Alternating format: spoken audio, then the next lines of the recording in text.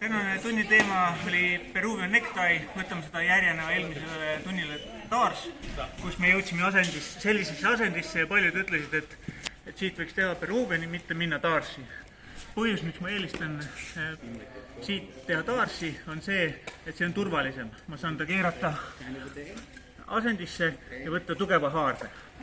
Kui ma teen Peruvianit, siis võib juhtuda, et see pea, et ta põgeneb ära, või siis pea lipsab siit välja ja ma tõmban ta endale hoopis sülle. Aga hoolimata sellest vaatasime siis täna Peruvian necktied ning mina kasutan cable grippi, kuna seda sügavat haaret on raske nagu saada või S-grippi. Seetõttu, kui ma saan siit alt käed kinni, siia vahele võib jääda ka tema käsi või mida iganes, toon ma siis, hoian survet peal, toon kukla vastu oma reilt ning tõmban selle tugevasti ülesse, et ta ei saaks enam kuhugi minna. Seejärel istun maha ning toon kohe blokeeriva jala, et ta ei saaks üle rullida. Ning ma jään tema asendiga üsna riski.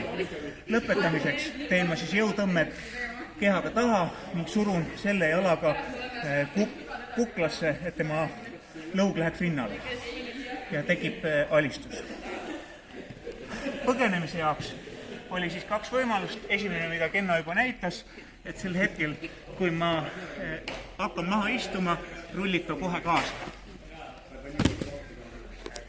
Teine võimalus on see, et ta surub sel hetkel, kui ma hakkan Peruviani tegema, surub pea võimalikult kuklasse, nii et tal ei jää kukad, mille peale ma saan jala panna.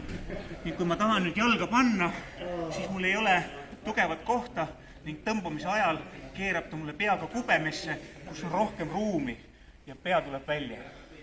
Ehk kui ma hakkan minema, siis ta muudab suunda ja keerab pea kubemesse ning on ilus põgenemine ilma ohtu sättimata. Nii et tänane tunni teema, Peruvian ja 2 viisi põgenemiseks. Aitäh!